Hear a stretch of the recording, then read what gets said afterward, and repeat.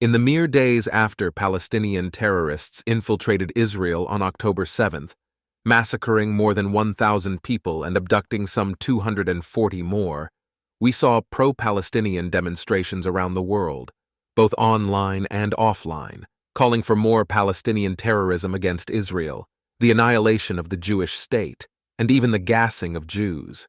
There are American hostages, British hostages, French hostages, Thai hostages, Russian hostages, and people are marching, not in support of the hostages, but in support of the hostage takers.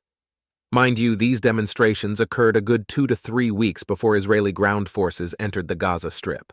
And mind you, during these 2 to 3 weeks, Israel patiently held off on its real military response to give diplomatic negotiations a chance at returning all the abductees. I can only imagine that when you've been abducted, 2 to 3 weeks feels like 2 to 3 years. In Israel and among those who cherish it around the world, we knew it was only a matter of days after October 7th that this unconscionable Palestinian attack and the thoughts and prayers for Israel that came with it would quickly turn into heavily biased and overwhelmingly one-sided empathy for the poor Palestinians. Make no mistake, you can, and ought to, have simultaneous equal compassion for both Israelis and Palestinians, but that's not what happened. In many cases, relatively mild concern for Israel was replaced with profuse support for the Palestinians. On October 7th, as pictures of Hamas's depravity went around the world, compassion not only stopped, it went into reverse, wrote Howard Jacobson, a British novelist and journalist. Yes, I know the argument. This had nothing to do with people. It was about an illegal state. You can hate Israel and love Jews, a fallacy that's been reiterated countless times by people who claim the freedom to lie irresponsibly about Israel without being called to account as racists. Back in Israel, our message stayed, and is still, unmistakably clear. Return all the abductees, immediately and unconditionally, if you want a ceasefire. Until this happens, we reserve the right to both diplomatically and politically, that is, militarily, vie for their return. To be sure, many diplomatic and political avenues were exhausted, which is why Israel's entire active military and some 350,000 reservists largely remained sidelined. Meanwhile, the 240 abductees remained in Palestinian captivity.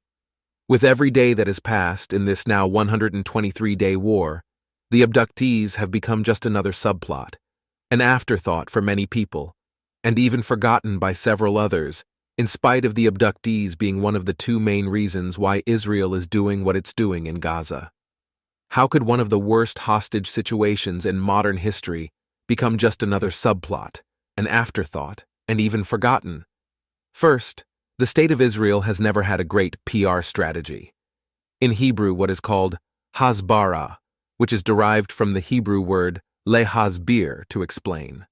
Surely, though, it is challenging to explain to the average casual onlooker that, before the founding of the State of Israel, Jews were told to go back to Palestine, yet after its founding, Jews are being told to get out of Palestine.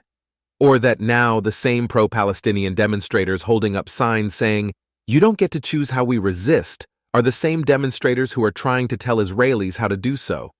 Those who represent Israel in the news media and on social media often try to explain Israel's legitimacy.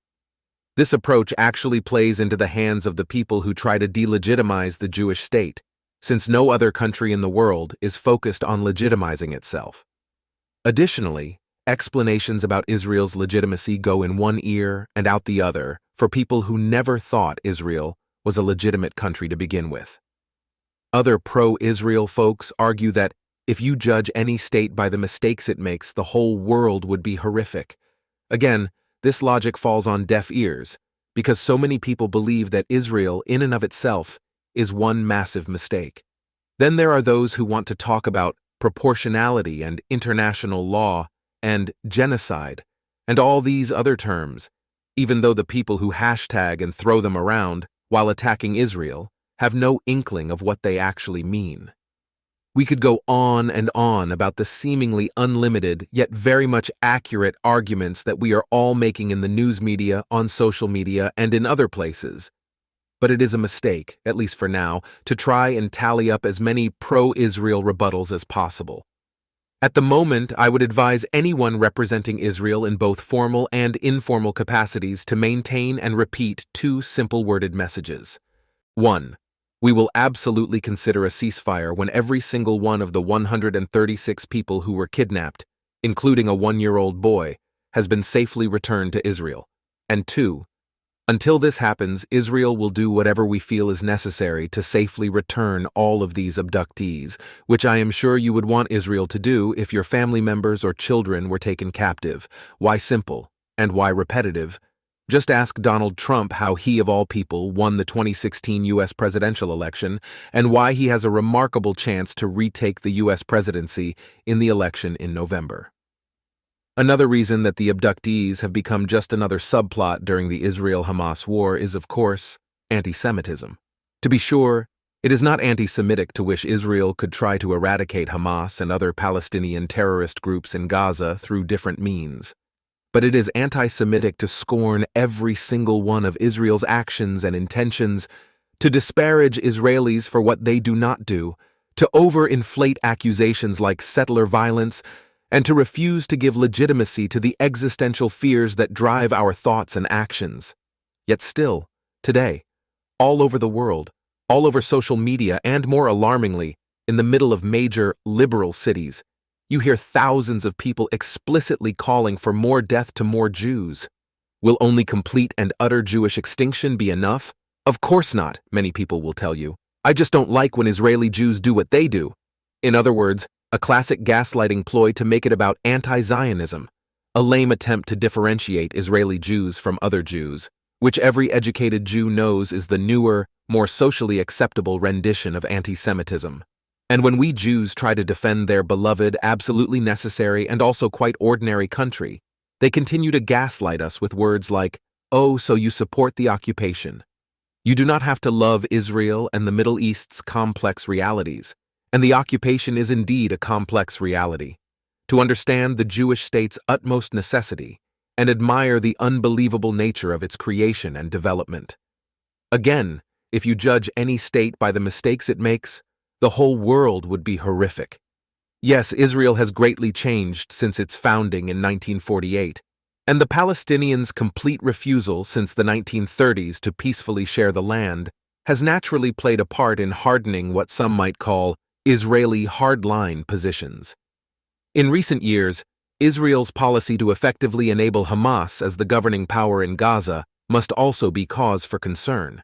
However, you will not find in much of the news media, on social media, and in classrooms and other places these vital nuances, the historical missteps by both Israelis and Palestinians, and the grotesque institutionalized anti-Semitism still predominantly found within the Palestinian territories and throughout Arab and Muslim-majority countries. Anti-Semitism that far predates the State of Israel. Ask what it takes for a feminist in London to applaud a rape, or a Me Too revolutionary in New York to dance a jig in celebration of the abduction of a woman and the mutilation of her baby, wrote Howard Jacobson. How many lecturers in human rights partied through the night after being shown the footage of Israelis denied their right to live? Surely, this is victim blaming, he added. Were the victims not guilty without trial of being Jews?